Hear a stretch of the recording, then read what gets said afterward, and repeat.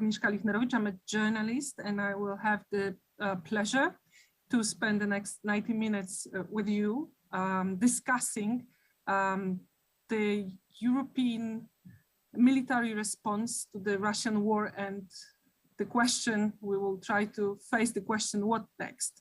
No longer only deeply concerned, that is the title of the discussion we are going to have, the discussion that has been organized by European Council for Foreign Relations and French Embassy here in Warsaw, and then the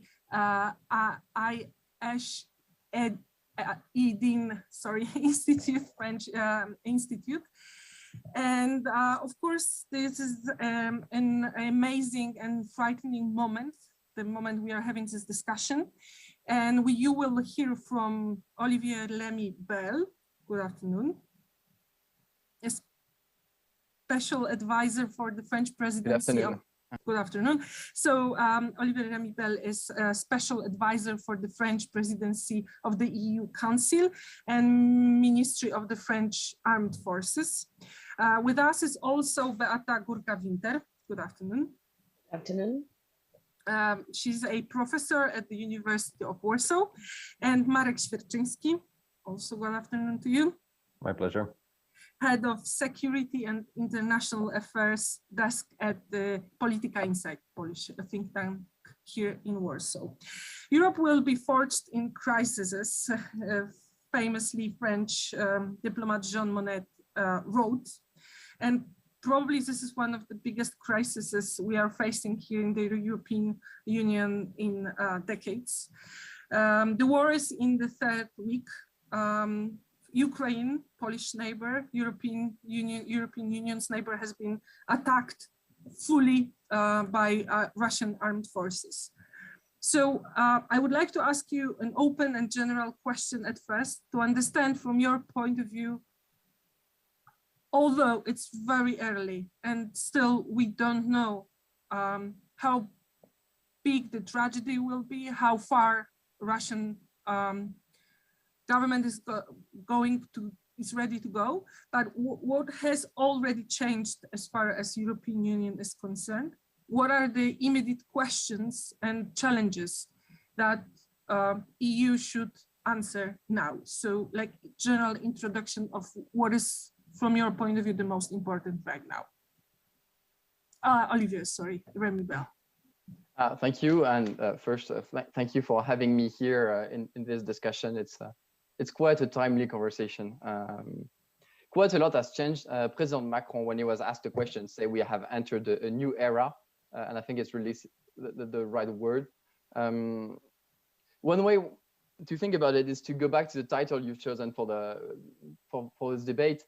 And when I looked at it, I thought about, some of you may be familiar with it, there's a Twitter account, Is the EU Concerned, which retweets EU statements by highlighting the concerned part. So the EU is very concerned, gravely concerned, and so on. And it's a humorous account. And if we stop to unpack the humor, it's meant to be funny because it's meant to be poking fun at the fact that the EU, the EU's only tool is words. And what we're seeing in the crisis today is that actually that's not really the case anymore.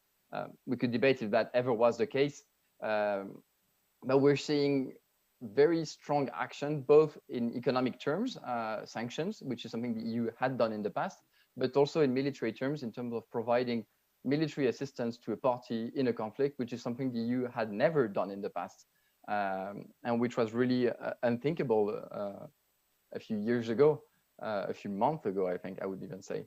And that really shows the extent to which Russia's unprovoked, unjustified invasion of Ukraine has shattered Russia's commitments, the European security architecture, but it's also a direct violation of the international rules-based order. And in that response, I've been struck by three things for the sake of brevity, but we can explore them afterwards. The first is the speed and the scope of the European response. We had a European Council the day after, a NATO summit on a Friday, when Joseph Borrell suggested to use the European Peace Facility on Sunday 27, we had a Foreign Affairs Council, so the Foreign Affairs Ministers met the same day. That's quite unprecedented. The EU is often stereotyped as being very slow, and that wasn't the case. I must say the EU and NATO both have acted quite rapidly. And the scope, the speed and scope, the sanctions have never been used to that extent, and the military assistance tool really is new. I mean, we could go back afterward into that, but the inception of that tool was really a long and difficult road, and to think it could be used in such a way is incredible. The second thing is we've passed a certain number of thresholds. One is the EU providing military equipment. We've seen incredible statements from Germany on its defense budgets, or countries like Sweden that were more traditionally reluctant to provide military assistance, lethal assistance are doing so. There seems to be something that has shifted in the mindsets. Or Denmark having a referendum on its opt-out on CSDP. Some of the old roadblocks seems to have been lifted. And the third thing I think that really struck me is the unity we've shown, we Europeans, but also the transatlantic family. And the image of EU-NATO working in tandem, I think, has been really one of the strong images of the response so far. On the day of the invasion, we had the joint press conference. That was a strong message. But we've really seen that the, NATO being a powerful tool to deter Russia from taking any further action, and the EU also deploying its own instruments, and both have been working in sync. And I think that's been one of the very, very interesting features so far. I don't want to be too long, and I think that more we can tease out after in the conversation, but really I want to stress that speed and scope, the roadblocks that have been lifted, and unity are for me the main three things that have changed. Thank you. We already have questions from you, the viewers. Thank you for that. And I will try to address them to the participants in the during the debate. But if we don't achieve that, the last part, the last minutes will be especially for your questions. So if you have any, please just share them wherever you're watching our discussion. And I'll do my best to address them to everybody. So the same question probably to Beata Gurka-Winter. What would you underline at the beginning of our discussion so far? Has it really been such a revolutionary? Oh, sorry. Yes. It is a kind of revolution. I share this optimism, which was already shown by my colleague in this discussion. I really appreciate the speed because indeed EU is kind of slow in giving statements, and especially here in Poland, we were afraid that EU will be as slow as usual. So that's really a good news. For us in Poland, it's especially important to see EU working, yes, because we are really facing this tragedy, this humanitarian tragedy, especially because Poland is sharing the biggest burden, yes, in terms of accepting refugees on our territory. And for us, not only from the military point of view, but also in terms of social security of those people, what EU is doing is of crucial importance. And also, me myself, I appreciate all these military moves. I guess that what we may expect is that these military decisions are sustainable, as EU went with concrete money, yes, concrete funding for this decision. So now we see it as sustainable, and that's what's important, because the war in Ukraine will not end soon. That's for sure. Even if Russia agrees on some concessions, which I don't believe, honestly, we need that's as we underline here in Poland, that's not a sprint but a marathon. Yes, so sustainability of this decisions is very important. Of course, there are other things which still need to be solved. The first one is EU dependency of Russian oil and gas. And this is an issue which is not solved. And of course, I can see the course of decision which was taken that EU, I mean, now EU leaders are underlining that it was a mistake, yes, to be so much heavily dependent on Russian imports of this goods, but energy goods. But and now there is a reflection undertaken in many countries in which direction we should go. Of course, it may have some spectacular effects, yes, meaning rearranging the whole EU approach to energy. And it was also like a Polish concern, yes, over the last few years, this dependency, this going towards alternative sources of energy is maybe not the best policy we can have as the whole EU. So maybe even here we can expect kind of a revolution. I mean, it's too early yet to determine in which direction it will go, but I see some positive signals. Also, the declaration about probability of Ukraine membership in the EU, and opening this possibility, though, of course, some countries like the Netherlands are still very hard rocking. They thinking that the process should not be, we should not proceed too quickly with Ukraine, taking into consideration that this is a country in the middle of war. But anyway, this declaration and this plans about Ukraine being an EU member are also of crucial importance. And just to remind that Poland has always been one of the most active lobbyists, if we may say, yes, of Ukrainian membership, not only in NATO but also in the EU. So you know, from our point of view, that's also a good direction. What I'm missing here in this picture, I cannot see much EU activities in the field of disinformation and fighting Russian disinformation. We have a lot of very, I would say, strange, yes, communication from Russian government and from Russian outlets around the world. We have this information about so-called biological laboratories, yes, in which something really strange maybe happened, and building this aura of, you know,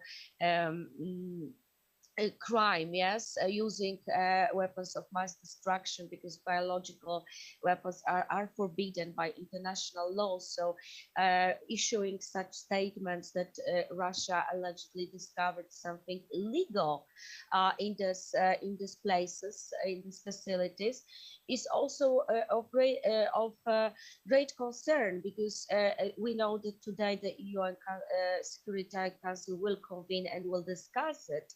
So I just cannot see EU stance towards that. We cannot neglect it.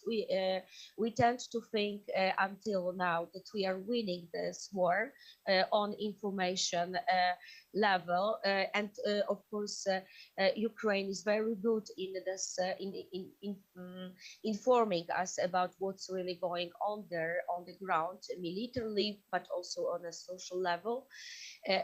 But I'm afraid that Russia at some point may take a lead, and the proof of it is the Security Council, which will debate this issue, which is a pure disinformation. And we know that Russia is just repeating what it did in the 80s with a very famous Operation Infection, when this stories were invented, yes, at this time, and now we see a repetition.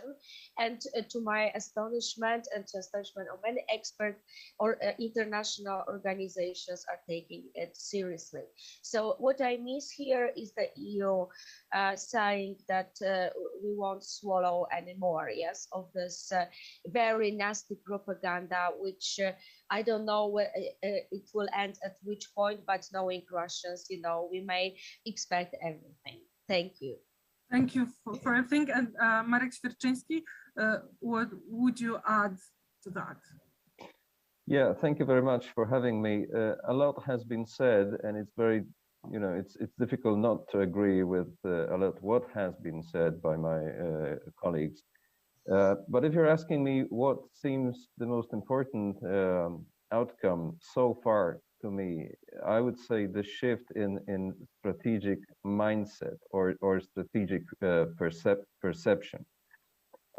Because, you know, I would borrow a title from Bridges Colby's Strategy of Denial book that I'm sure everybody here knows. Europe has been in denial versus Russia for too long, and you know, I can only hope that this, you know, the moment, this historical moment that we're witnessing now is a real change in strategic perception of Russia, which will bring some strategic changes to the European posture, to European policies, to European activities, to European defense, security, and resilience in so many fields. As to the decisions already taken, surely, you know, you cannot say that it's too little. You can certainly say that it is too late.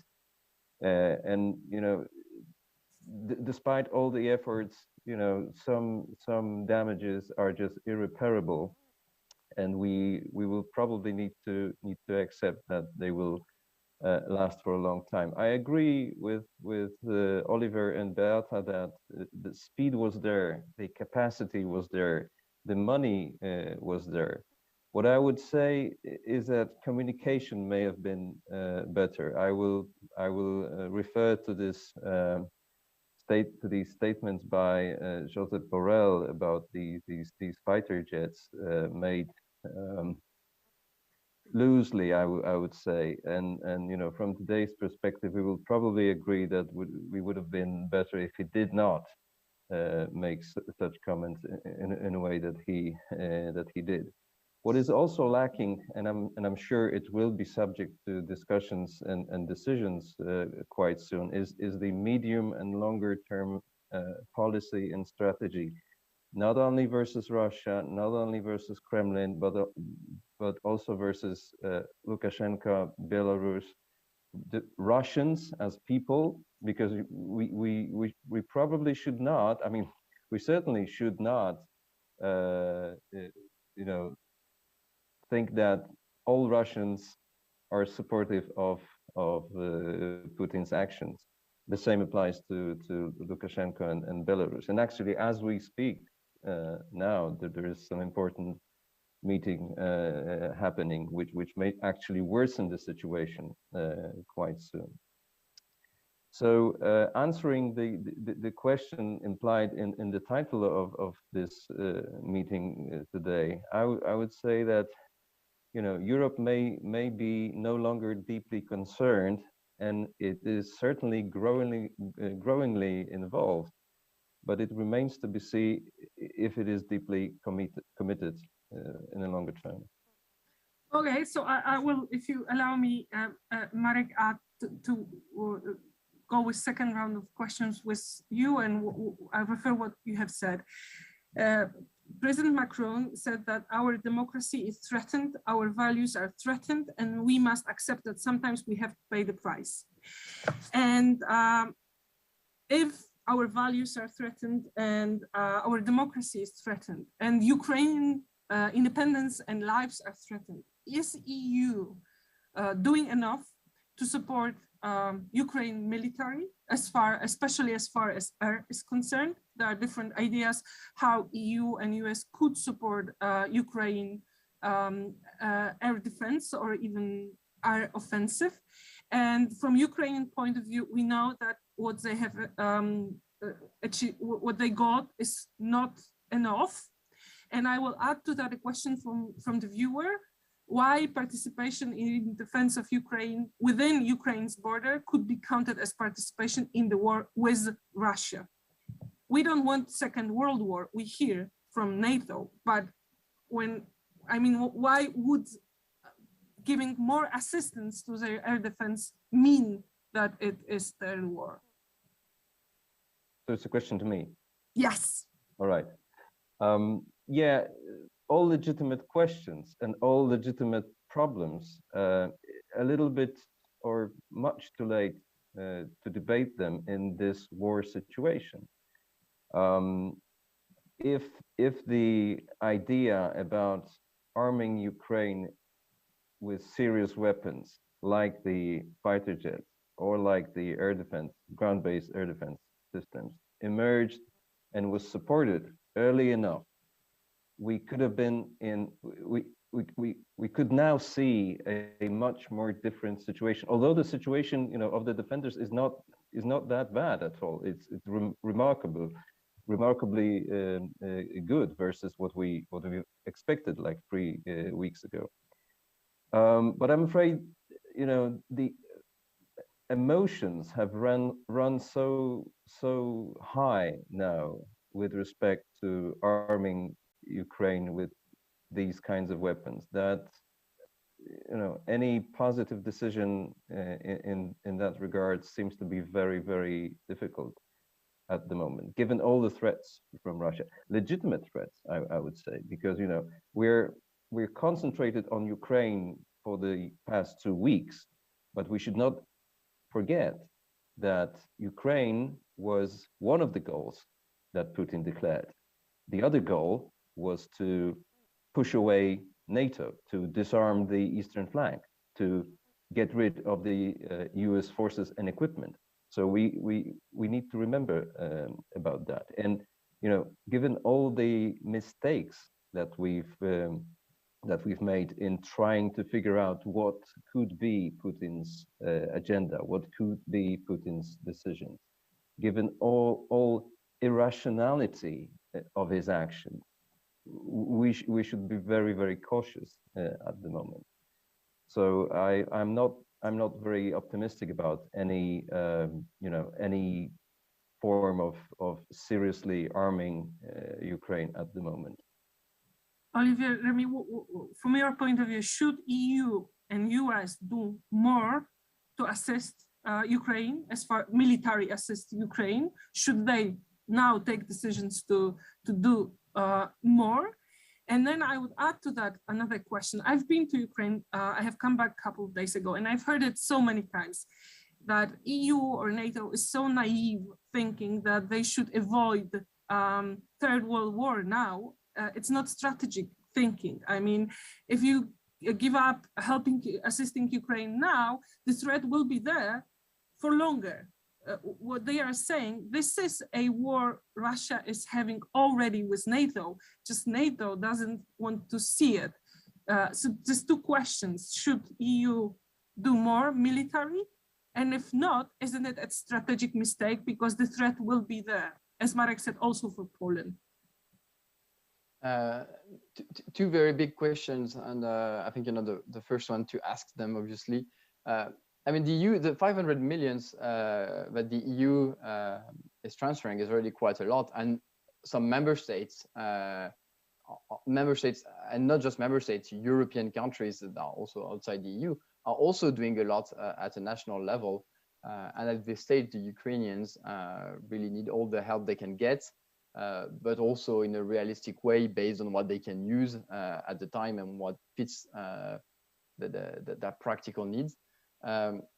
That being said, military assistance isn't the only tool we have at our disposal. It's really an approach that goes in multiple directions, in multiple prongs. On the one hand, there's supporting Ukraine with military assistance, but also with humanitarian assistance. But on the other hand, there's also putting pressure on Russia through unprecedented sanctions by isolating it diplomatically at the UN, by also putting pressure diplomatically and keeping channels open. I mean, helping Ukraine is something that we do through all the tools that are at our disposals. And really, but really, yes, as you said earlier, this is a decisive struggle for us. As far as NATO is concerned, I mean, we have to be careful here about the potential for escalation of the situation. NATO has reinforced its presence along all the eastern allies, and France is actually contributing to that. We have sent our French fighter jets and tankers above Poland and Estonia, and NATO has deployed the VGTF, so the Rapid Reaction Force, if you will, for the first time in Romania. I mean, NATO is firmly in its role in order to prevent the conflict from spreading further, but then we have to use other instruments when we want to bolster Ukraine and when we want to bring Russia's offensive to a stop by putting strong economic, unprecedented economic and political pressure on Russia on the other hand. It's really, if we want to be smart about it, we have to use all the instruments and go at it through all the directions.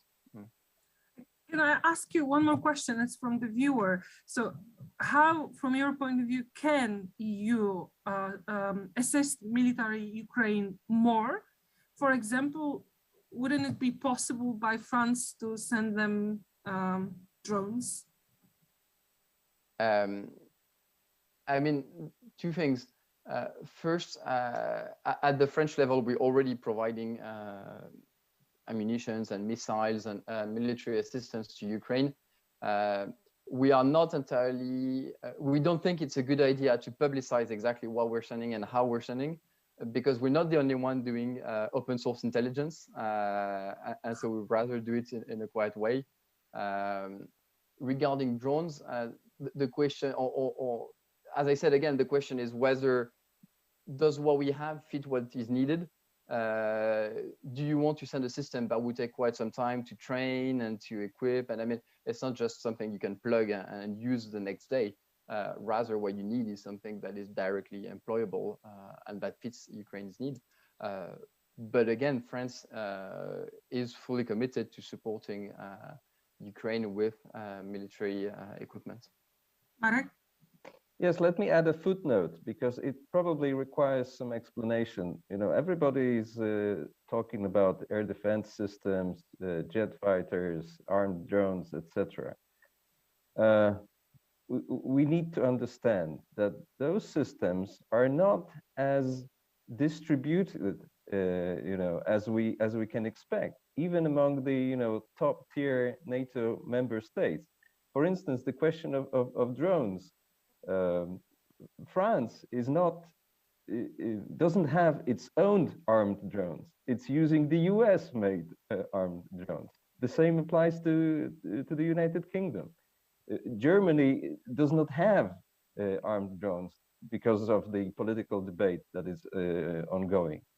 You know, it's very easy to speak about advanced defense systems, but it's very difficult really to see them. And it's even more difficult to share them because they are really scarce even among top tier NATO member states. Thank you. So to Beata Gurka-Winter, and so also to kind of summarize this question, yes. What else EU also could do now more to military support? The most important thing is not to let Russia have any breath in this conflict, to breathe deeply.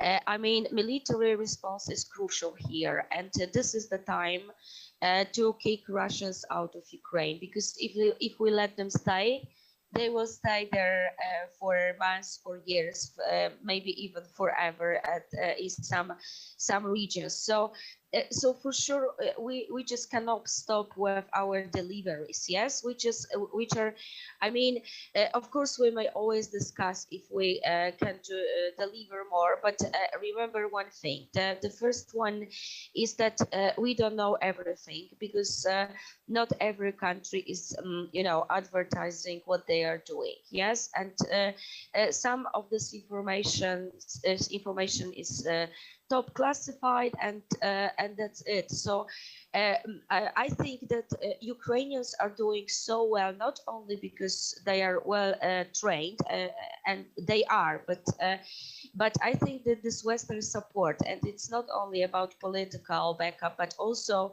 with concrete terms, and really supplies are going every day. Yes, supplies are going every day, and not everyone is even listing what they are doing. The second thing, with supplying Ukraine with armaments, we also have to remember that military equipment is not like a simple iPhone, you know, which you can operate in 5 minutes. You need training, sometimes months of training, if not years, with more complicated systems. So it's not the issue now that everyone should provide something, yes, but Ukraine was trained on several types of equipment before. It was very closely cooperating with NATO. That's the first thing, with particular NATO countries.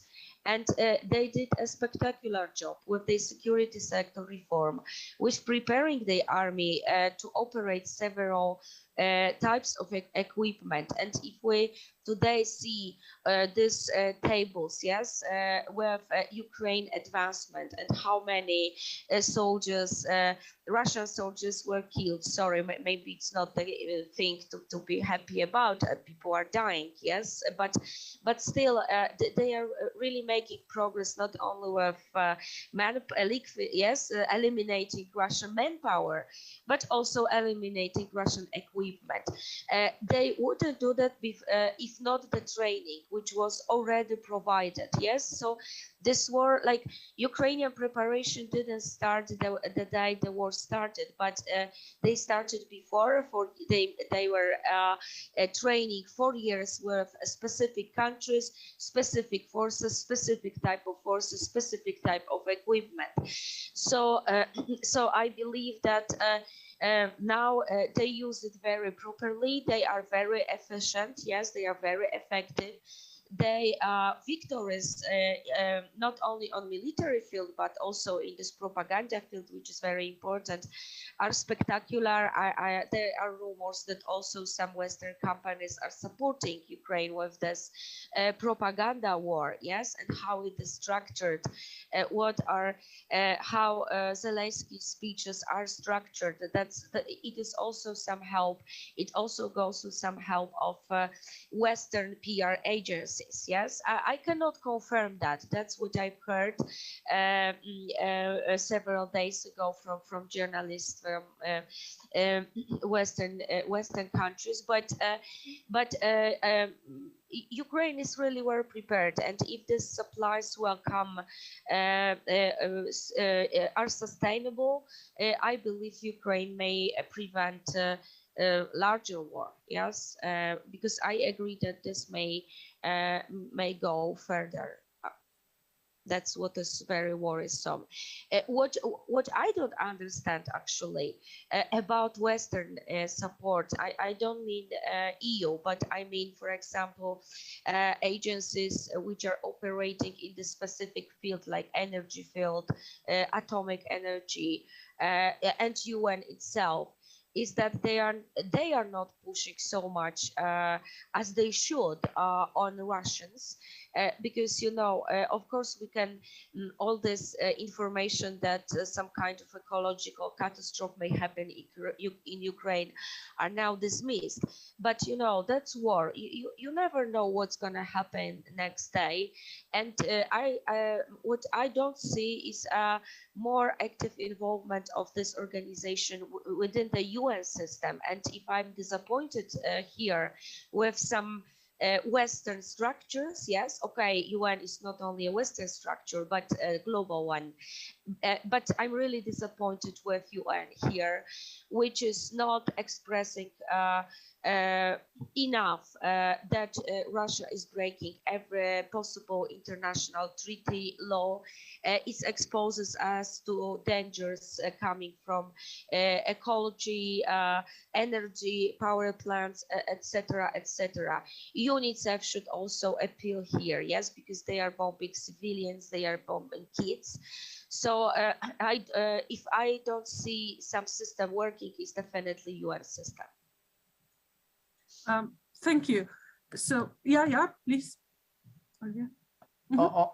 On the UN system, that's actually quite interesting because from the French perspective, it's something we've also been trying to push. If you remember, on the Friday after the invasion, also on Friday 27, France tabled a resolution at the UN Security Council asking condemning the invasion, asking Russia to stop.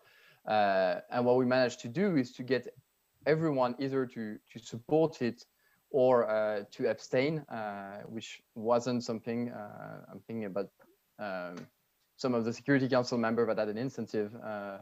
So they even abstained. So Russia was left alone and had to use its veto at the Security Council. And then we did it again the following week at the General Assembly with another resolution. And here, there were only 5 countries that supported Russia, which were Syria, North Korea, Eritrea, and I'm currently missing 2 others. They will come back.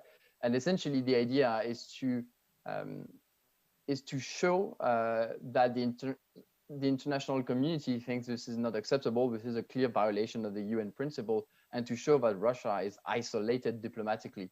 The other track that we've also started is through the International Criminal Court, because we've been seeing attacks on civilian infrastructure, and there will be clearly a role for the ICC once this is over. Thank you. So I would start with a question from the viewer: what the Russian aggression actually means for plans and defense project of the EU. Basically, can we just put them into trash, to put it very brutally and simply? Since the discussion is organized by ECFR, they've done an interesting survey recently, and from that survey we may learn that most of the Europeans, maybe not most, which means 49%, support strengthening Europe's military capabilities, an initiative that is backed or even initiated by the French government. And also there is a second question: to what extent do you trust France to defend European interests if it plays a leadership role within EU in each of the following areas? And there is a question about defense and security. 43% do trust, but 32% distrust. So the question is whether it's the right moment to talk about already this European security or defense autonomy. Is it the right moment to do it now, only the 3rd week of the war? Maybe I would start with Beata Gurka-Winter. What do you think? Well, European, I really don't think it's a good time to debate over European autonomy. Although how Europe is now behaving may a very important milestone in the process, yes? EU is really well known for issuing a lot of declaration, and we see these projects, you know, since late 40s of the previous decade, previous century, sorry. So that's why we, especially here in Poland, we were kind of skeptical towards any big European project in security, in defense, because when you follow all these projects, well, the outcome comparing to the strategies is quite mediocre, yes, And we here in Poland, we are always blamed for being a bit of skeptical of this big EU projects, but I mean, reality is as it is, yes, and we all see what is the outcome. Now, EU has is in a very particular moment, because the voice of the EU was really heard, and all these projects implemented now in terms of concrete military aid is really visible.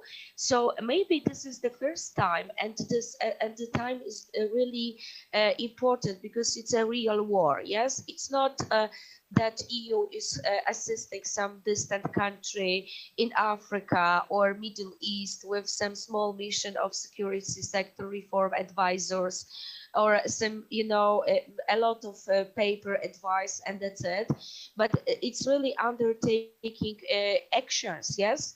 And I'm positively taken by this developments, and as a huge skeptic of the EU defense project, I have to say that I'm watching it very carefully, and I do hope that it would be a really important milestone in developing EU possibilities to be a global actor, a truly global actor, because all strategies are defining EU as a global actor, and now EU is really showing its global face. Yes, because we tend to speak about Ukraine, war in Ukraine, as a regional conflict, but it's not at all regional.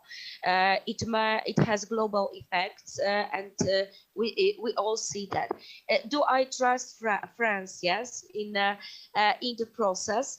Well, it's not it's an open secret. Yes, that Macron probably would try to balance interests of Russia and of Ukraine. That's for sure.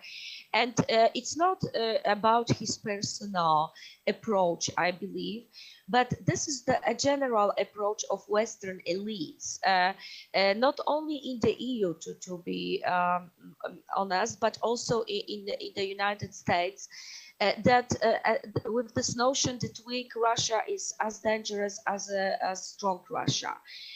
I hear this statement for 2 decades already, since I started my career as political analyst, and what I'm afraid is that at some point Western elites would think that what are you going to do with this weak Russia, with poor Russians, yes, who are deprived of money, work, because they were just dismissed from international companies.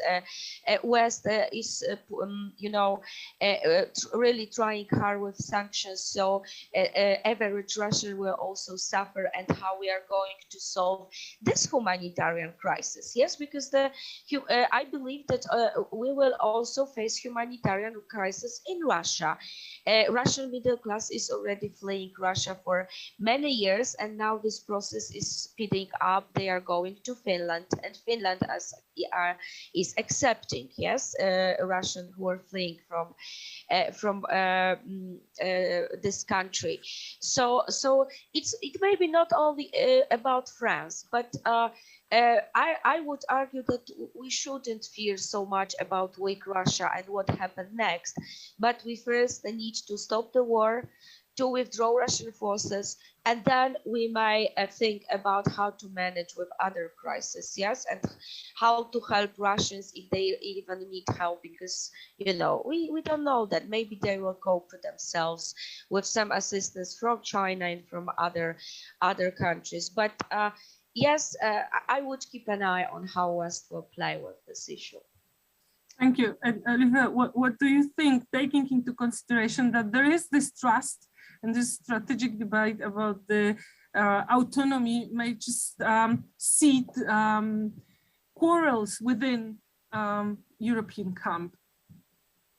Yeah, I think it's a good question. On Russia, just to be clear, I mean, there is no doubt, and President Macron has been quite clear about it, who is the aggressor and who is being attacked in this current conflict, and there is no doubt about whose side we're on and who's violating Russia is violating its commitments. It's violating the commitment it also made under the European security architecture, Helsinki, the Paris Charter, and so on, and the UN system. I mean, we have no doubt about that. But he also said at the very beginning that as long as Russia does not feel secure, Europe will not be secure. So it's I guess this what we here, or Ukrainians especially, are afraid that they will be kind of forced to compromise on their independence for Europeans to end the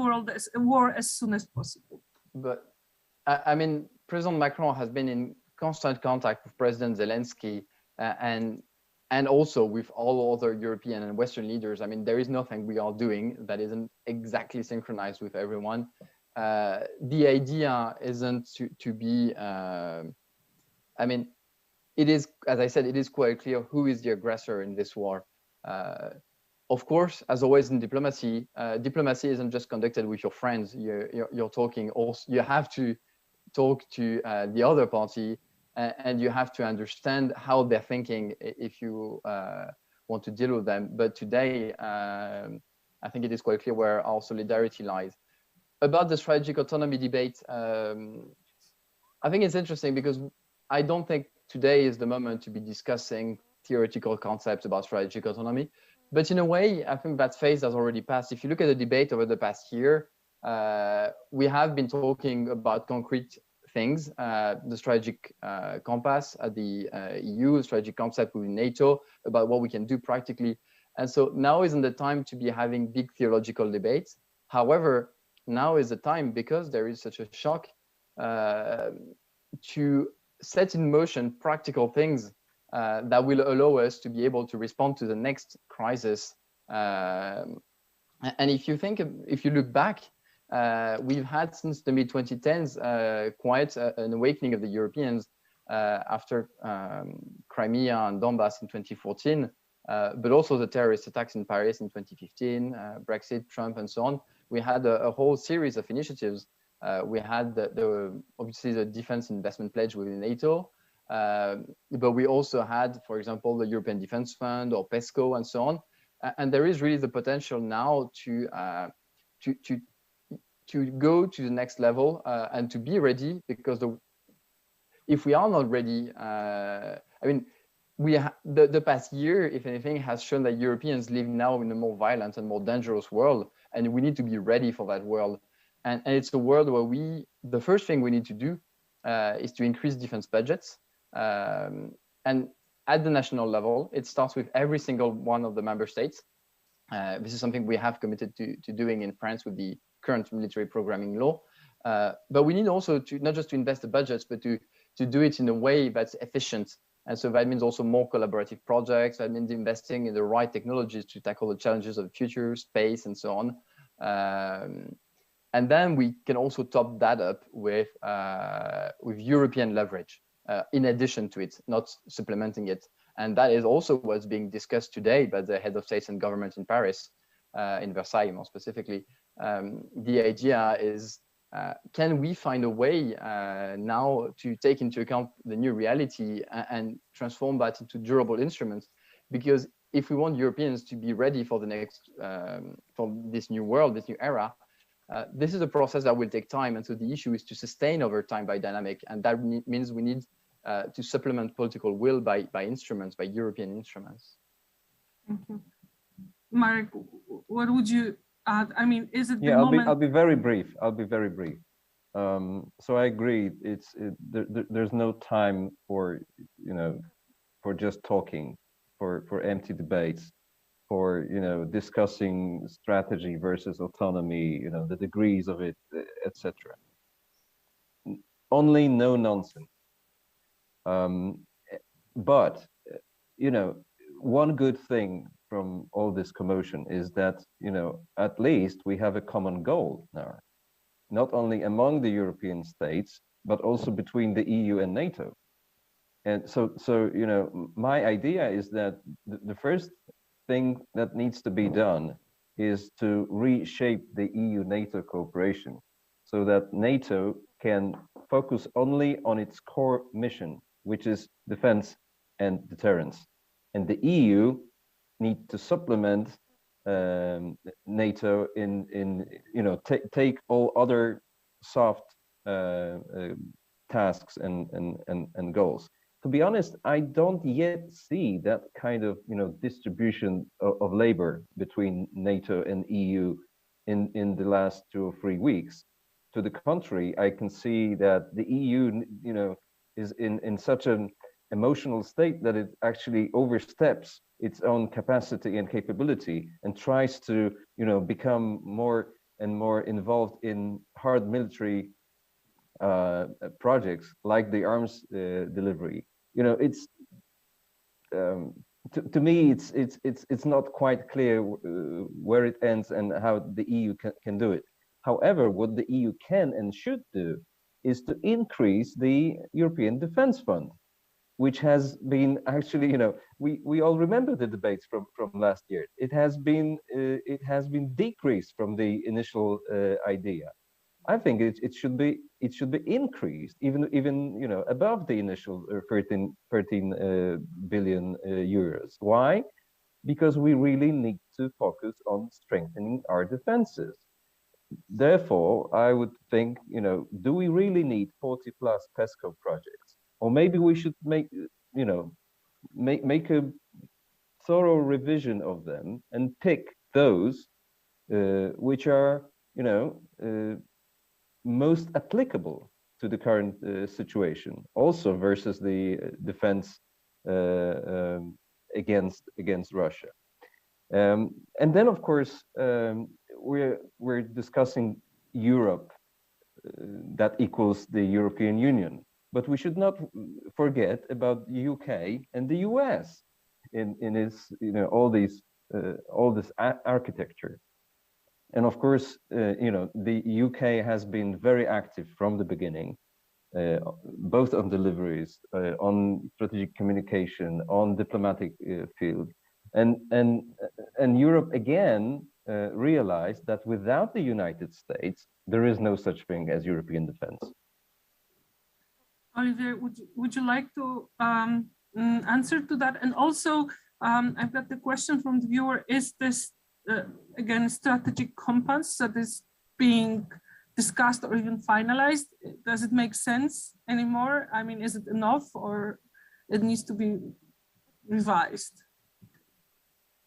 Yeah, I mean, on that, I mean, obviously, European Defence Fund, increasing the European Defence Fund, I think no European Ministry of Defence would say no to that.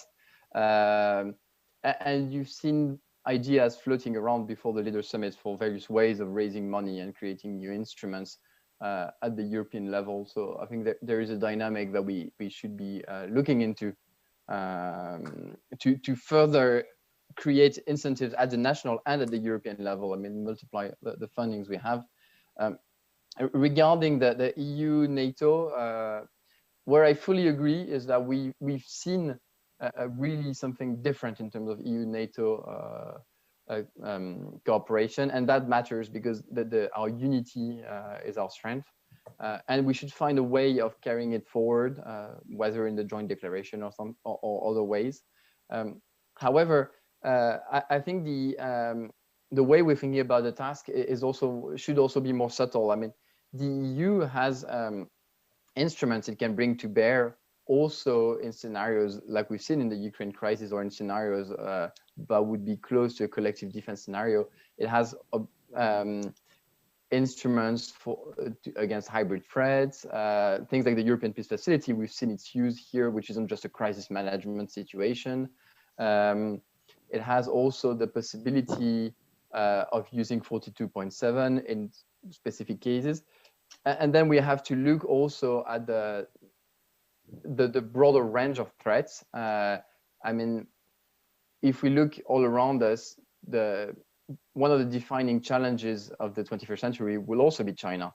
And that is something that we need to account in the way we think about the role for the two institutions. But it's not the only thing. I mean, terrorism is still there. It's not because Russia is invading Ukraine that the jihadists have decided to go home and quit. And it matters because if we leave vulnerabilities or zones of fragilities in the south, that creates opening for others to exploit. We've seen it in Africa recently. We cannot make a clean-cut distinctions between what happens around us. But we've seen also other kinds of threats. I mean, there's the continued risk of proliferation of weapons of mass destructions. Should I remind everyone that we are also in the midst of the JCPOA renegotiations at the moment, the Iran nuclear deal. And we're seeing, one of the things we're seeing is it's an increasing pressure on the global strategic commons, things like space, cyberspace, the high seas, and so on. And it's interesting because these are domains that are crucial for our operations in times of war. For example, we have satellites that do communications or imagery for the armed forces.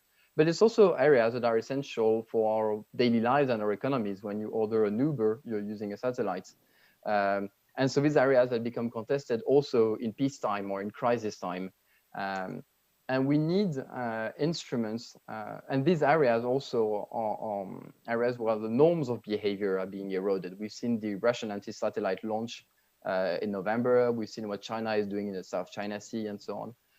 And so we also need instruments to face those threats and those domains which aren't collective defense scenarios, but which are more ambiguous, and where both the EU and NATO under different approaches can provide instruments, and which is why, and I'm coming to the strategic compass, the secure part of the strategic compass is focusing on that, and which is why during the French presidency of the EU, we've tried to put an emphasis on that, because we feel the EU has something to bring there, because it's a normative power, because it also has some experience, notably in space.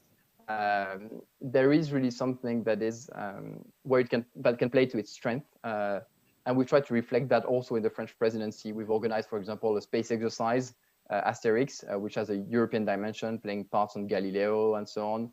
And we brought the defense ministers to look at the exercise and draw conclusions. We organized a forum on maritime safety and security and so on. And so, yes, the compass is still relevant for two reasons. The first is actually the EEAS has done a tremendous job updating it. And so the revised compass actually accounts for a lot of what is for the invasion in the threat assessment, but also draws its conclusions in the action parts first. And the second thing is that actually, as we said, now is the time to lay the foundation for actions and to start acting. And so adopting the compass in March, as it is initially envisioned, would be a strong signal, would be a signal that, yes, we are getting to work. The compass is actually, it's not a public document, but some of you might have seen it. It is quite detailed in the sense that you have specific actions and you have the deadlines and there's a review mechanism. It's not just a strategy document, it's really a roadmap. And so adopting the compass would also be a signal that we are getting to work and that we are implementing the roadmap, and which is why we think it remains relevant. Okay, so let's talk about the perception of the strategic perception of Russia. Marek at the beginning mentioned that this is probably what will change or has to change. As far as I understand, in the strategic compass, Russia is the source of destabilization, but not direct, immediate, direct threat to European Union. Moreover, actually, it may be an ally in many of the global challenges. And maybe I will just add an anecdote. I've heard it so many times in last days in Ukraine, is that how they look at Russia in Ukraine is as a constant threat, which means that they feel that if Russia will stay the same, the political culture and so on, they will have to raise their grandchildren to protect the independence of Ukraine from Russia. So this is the perception over there. And I was wondering, how do you think if the perception, strategic perception of Russia already has changed, will be changed, Beata Górka-Winter? Well, this war changed everything, and we see that unprecedented unpopularity, yes, of this Russian government. But also, I don't think it's only about this Russian government, because many experts on internal Russian issues underline that it's not only about this particular government, about Putin himself, but also about Russian attitudes towards war, towards the goals of Russian foreign policy, etc., etc. And over the course of our careers, we met Russians very often, yes, during different conferences, seminars, etc. And it's very visible that it's not only about Putin, that there is the whole Russian elite who is supporting certain point of view, certain policy goals of Russia, and they are like repeating what Putin is saying about sphere of influences, about NATO being hostile towards Russia, which is not true, and about even about EU being hostile, yes, in some fields. So we are trying as the West we were trying really hard as the West to approach them on many different levels, and it's not only about EU compass that sees Russia as a partner in different fields, but it's also about NATO, which was cooperating with Russia for many years in many formats, and with a hope that it will be sufficient, yes, to keep them close enough, yes, to know what they think, what they are going to do, etc., etc., and to solve some global problems also, because we believe that Russia is a solution, and apparently in most of these global problems, Russia is part of the problem, and we have to admit it finally. So perception is changing, and in my opinion, Putin now equals to Taliban regime, yes, which is not, which is harassing its own society, own people, attacking people in other country, and I really don't. I hope. I mean, that's my hope. I really don't think. Any space, you know, any window of opportunity now to have this government and this perception change soon. What I'm afraid is that if Putin finally decides to give some concessions, something very little, you know, like for example, okay, from now we stop bombing Ukrainian cities. But we need Donetsk and Lugansk to be independent. We need annexation of Crimea to be recognized, and then we stop the war. I'm afraid that everyone will just be so thankful in the West that it stops like that. Some governments may even, you know, give thanks to him that he's so honest, you know, to stop the war. So that's what I'm afraid of. That the brutality of this war is so huge that if only Putin decides to be less brutal, yes, and less invasive, the West will come with some kind of, you know, relief, and they will try to talk with him again, and treating him as a serious guy whom he's not. So that's my only concern here. Olivier, what do you think? I mean, 2 points. The first is that obviously there is a shift in perceptions within the EU about Russia. How could they not be, given both the brutality of what we're seeing, I mean, in terms of an unprovoked, unprecedented aggression, but also in terms of how the fighting is going on the ground. And that actually is what we've tried to reflect in the strategic compass. The language of the compass has been significantly updated to reflect it. I mean, again, the document isn't public, but really it's that shift, that the EU-wide shift in perception is really reflected in it. The other thing is, and being French, I think I have to address it.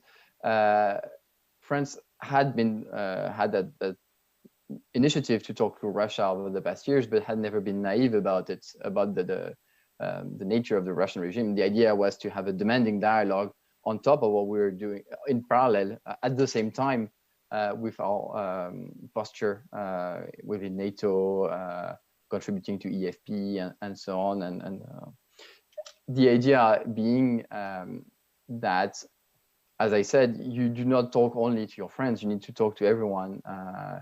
And that is the essence of diplomacy, and which is why that dialogue had been conducted, not in the spirit of being naive about who the regime was, but simply because it was a necessity to talk to them, being geography dictated it. And that being said, the change in perception in the EU is really driving the change also in response and in military response by Europeans. I mean, as I said earlier, 2014 was really a step on the ladder, and out of that came a series of initiatives. And really, if there is a shift in perceptions of how we see Russia, and I would even go further and say that there's a shift also in perception in how we see China. During the COVID-19 crisis and the pandemic have really shifted the European perception on China. I think ECFR actually did a good a poll on that, but we've seen it also through things like the coercion China is playing against Lithuania and so on. I think there has been in the past years really a shift in the way Europeans perceive the threat environment around them, and that will matter a lot in the future. Let me ask you one more question to summarize also what we've talked before, and it's from the viewer, as far as what next. So is the EU also the military organization that should military assist Ukraine with military equipment, or is it a political and economical organization that should focus, get engaged in political negotiations that are focused on reaching the end of the conflict, mediation? Oh, sorry, is the question for me or for? Yes, please, please. Well, actually, the EU has already answered that question. It is providing military assistance. Yeah, and apparently, as we were talking, I saw that Joseph Borrell announced that an agreement had been reached to double, so go up to $1 billion in terms of military assistance, which is quite incredible considering that 500 million was the entire budget for the instrument for the year. So I'm sure there's some legal creativity involved afterwards. But beyond that, the question is quite interesting because it speaks to the nature of the EU in a way. The EU, which was built originally around economic cooperation. And peace. Sorry? And peace. Exactly, I was being that. Essentially, the core idea was to build peace through economic cooperation and by replacing relationships of power by relationships of law. And now something has changed over the past years in the nature of the EU. We've seen that through the European Defense Fund, where you have funding going to the defense industry, which was really quite something difficult actually to get. The European Peace Facility also was quite difficult negotiations. So there is, I think it's a testimony to the fact that we live in a more dangerous world, that there is something changing in the nature of the EU. And it will be quite interesting because how far it will go is a debate that will be open. And I think it's a big question for Europeans now is what kind of power do we want to be in the world today? Marek, the same two questions: strategic role of EU, is it also a military organization, and Russia? Again, I'll be brief. in my view, the EU is not a military organization, and unless it adopts a military strategy and transforms itself for that, it has no role in purely military mission, and it can of course complement, supplement, help, mostly by economic means, by providing money, by providing financial funding mechanisms, by creating the common stance, the common narrative in support of you know, this or that partner. But you know, unless the EU itself builds the structures, and you know, again, we would need to discuss all the differences in national approaches to this idea. It will take time and probably be useless altogether in the end. So no, I don't. Yeah. What are the downsides of this decision to military assist Ukraine? So far, you know, so far it has been limited to the, you know, to the levels that everybody accepts. I would again come back to this discussion about the fighter jets. Clearly, not everybody was on board early enough for that project to have a chance to fly. And then, of course, was that communication commotion that added only to within NATO as well, not only EU. I mean, it started with the EU. I would like to remind you, it was Joseph Borrell, or even before Joseph Borrell, it was, you know, discussed at the EU level. Of course, you know, there was also a strategy by the Ukrainian side, and I, you know, totally understand that they wanted to show, you know, that the EU is stepping up to record, you know, unseen level, yes, of support. But you know, the result was as we've seen. So yeah, I would rather see the EU using its real, you know, proven capabilities. That is regulation, economy, communication. You know, it makes the soft powers of this confrontation. Yeah. But looking at the EU's shift that is still continuing, I guess we may even see that despite Russian aggression last towards Asia, shouldn't EU, that's the argument as I understand also from the French side, be less dependent on US to be autonomous as far as military capabilities are concerned? In this current situation, as I said, you know, in my previous take, it is totally visible, evident that there is no such thing as European defense without the United States on board and in Europe, present with military force, providing assistance not only to the Europeans, but also to Europe's partners. Because, you know, arguably, Ukraine was a closer partner of the EU than it was of the United States. And yet, you know, in this crisis and war situation, it is the United States that provides, you know, arguably more real military support to Ukraine than the EU. But I would like to get back to what Beata said, and it's a very popular statement these days that this war has changed everything. Well, not quite and not yet. And in respect, in regard of your question, this war has not changed the reluctance of the Europeans to accept the prospect of a war with Russia. And if we're asking ourselves, well, is Europe a military, is it going to become a military power? Well, maybe, but first it would probably needs to answer, you know, among itself that question: is it ready, prepared, not only mentally but also, you know, actually to go in a war with Russia, because it seems to be quite a real prospect these days. Yeah, I would come back to Oliver if you don't mind with that, because yeah, that's what I think is actually the most dramatic question. Is everybody saying we don't want third world war, but in a way Russia is already having it with us. I don't see at this stage how to put it. I do not think it is entirely crazy to be afraid of a major war between nuclear powers. If anything, it is.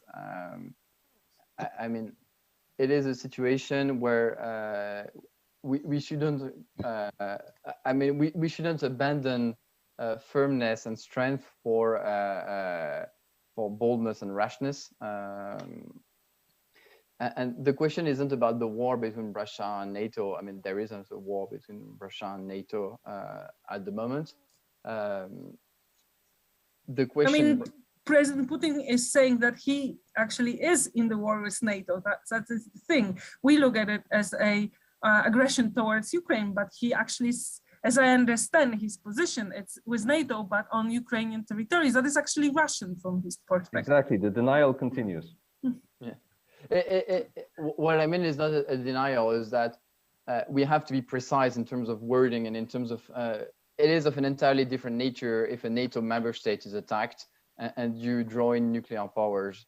The conflict changes nature. That does not mean we are any less informed, we are any less seized of what is going on currently in Ukraine, of this what's at stake in Ukraine. But what I mean is that strong statements alone aren't enough. And really the prospects of a major war on the European continent isn't something we should be carelessly considering. That being said, we are being, NATO is stepping up its posture precisely because it is ready for anything. You have seen the allies have activated Article 4, the consultations. The VGTF has been deployed. Presence has been reinforced everywhere all along the eastern flank of NATO. The idea is to bolster NATO's defense and deterrence posture as a stabilizer to prevent it from escalating. But really the question isn't, NATO is a defensive alliance. NATO isn't seeking a war with Russia. NATO isn't threatening Russia. I think that's important to recall it time and again. NATO isn't built as a threat to Russia. Thank you. And maybe I would just ask somebody, one of the viewers. Sorry, an afterthought about what Marek was saying about the EU and NATO and their role, the EU's role as a security organization. NATO also is, also for France, the cornerstone of our collective defense, and has specific instrument for that, the shape and so on, the command and control structure for it. The question for us isn't to be duplicating NATO and creating a second NATO in Brussels rather than in Nevers or in Mons. The question rather is to have the EU live its age of innocence and use instruments that it has, even in a harder way, and which is why things like the challenges to the contested strategic commons, to space, to cyber, things like around hybrid and so on, but also, as I've said, crisis management, because we can't detach the two. Threats in the south are also fragilities to hit us in a different angle. Really, the idea isn't to be building a second NATO, is to be playing to each organization's strength. This is why I was referring to Agnieszka's question about military role. I do respect, all other dimensions of security, and I see, totally the EU's role in that, all other aspects. But let's leave the military dimension to NATO for the time being.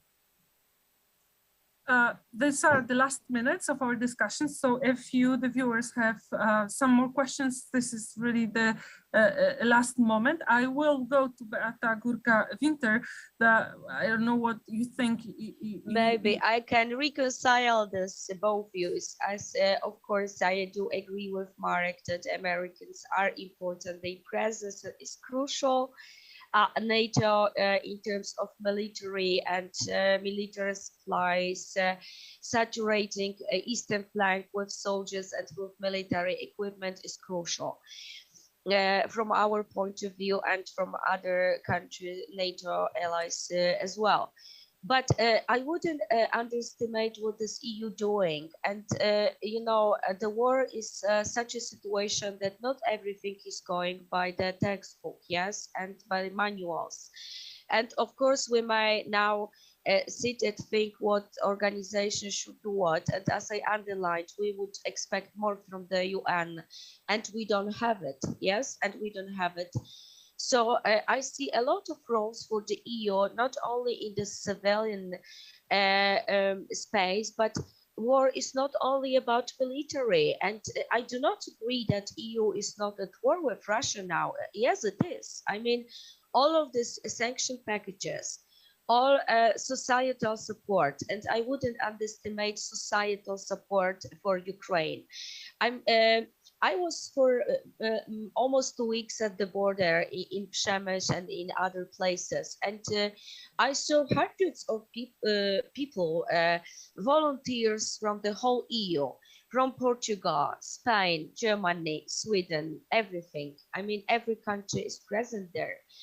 And these people were saw the huge faced a huge humanitarian crisis. They saw these mothers with these kids crying. They were crying together, yes, with these Ukrainian refugees. I mean, it's very different to read about bad Russia, yes, and to treat it like some fairy tale, which is not concerning us. But it's completely different to go to Przemyśl, and really hundreds of people went there, and to cry together with these people, you know, which completely change your emotional attitude towards invader, yes? So you don't read only in books now about war, but many people from the EU are actually facing war, seeing these people on the border. Many journalists are going to Ukraine. They are present in Ukraine, seeing how cities are shelled and what is the brutality of Russian forces.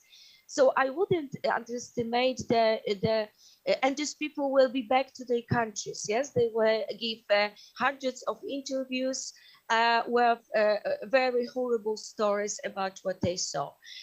So I guess that this societal shift in perception of Russia is incoming. Yes, it's incoming, and it may have long-term consequences in EU policy. So we are at war at the societal level, economic level with sanctions, political level with discussing Ukrainian EU membership, but also there is other thing which is also important. EU, Marek underlined very fairly that maybe we should resign from 40-something PESCO programs, yes, because it's too much, and maybe it's not the best time, you know, to be so detailed.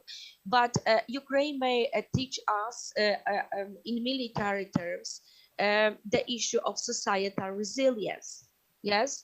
That's what I mean. If the war splits into our countries, God forbid, we need to have this knowledge because we are here in Europe, not in the United States. Yes, so we need to learn as societies how to be resilient against such threats. So we just cannot stay only political, economic, and soft. But when wars comes to our country, we need to know how to operate it also military and in terms of societal resilience, which is also military resilience, as you can see from this maybe very funny memes of people who are stealing Russian tanks. But that's part of resilience, yes, and so I wouldn't let EU to be so soft and count on big Americans to come to every Polish village or Lithuanian village and you know, to steal these tanks. Not us, but them. Yes, I wouldn't count on America stealing Russian tanks at the end of the day. So I wouldn't exclude EU as an important actor, also in terms of military, even if it's not a big military, as we really see the war. But what Ukrainian scenario shows, it's not only about big issues. Yes, it's not only about satellites, disruptive technologies, but it's about how people behave, and if we also can defend our country, not being military. Yes, so that's my take, that we shouldn't make these artificial divisions that Americans will do everything for us because they want. That's my opinion. So for me, the last point would be about the values. There's a reason President Zelensky has been called a leader, actually, of democratic world, because he's actually saying and using the words, and they have the value when he's using them. So do you think it's possible that Ukraine, that is actually fighting, as they say, for Europe, for democracy, will fail? And it will be occupied, because they will probably, as we know, resist for years or if not longer to come, but they will get occupied, and EU will be, can EU let it happen? Or maybe it's this way, Oliver. With the values they are saying they are protecting. That's a tough question. On the values part, I think it is quite important, and you've seen that yesterday the European leaders reaffirmed that Ukraine is part of the European family. During the Versailles summit, there was that declaration reaffirming, acknowledging it, and that's. But not granting the candidacy status. Yes, I think we don't have a lot of time left, so I don't want to go down this road. But the question now is to focus on things that are practically useful for Ukraine. And so the candidates, the EU accession process is a complex matter, not because we love bureaucracy, but because there are a lot of things that need to work to get into for the EU to work. So the question is to find a way to reaffirm that Ukraine is part of the European family without, promising something that takes time, and which is what the European leaders found yesterday. If you read the statement, it is quite clear in terms of that affirmation. On what happens at the end, it's a big question, and I don't have a crystal ball to know how all this ends. What I do know is that we are standing with Ukraine, both militarily with the assistance that we're providing, but also in terms of humanitarian assistance, refugees, political and diplomatic assistance, and we will continue to do so. Marek, a last sentence. Yeah, again, I'll be brief. I don't know what will happen on the front lines of this war. Nobody knows. We all, can assume that Russia has a military advantage over Ukraine, but of course Ukraine has the advantage in terms of spirit and courage, and it does matter on the battlefield. We'll see, but for the short term, regardless of how this war develops and how this war ends, for the time being, the most important, most pressing issues are humanitarian aid, not only for those who escape, not only for the refugees, but also for those people in Ukraine. There needs to be, you know, from Europe, there needs to be a war declared for their survival, for the help of those people. And then, of course, another war needs to be declared for the truth.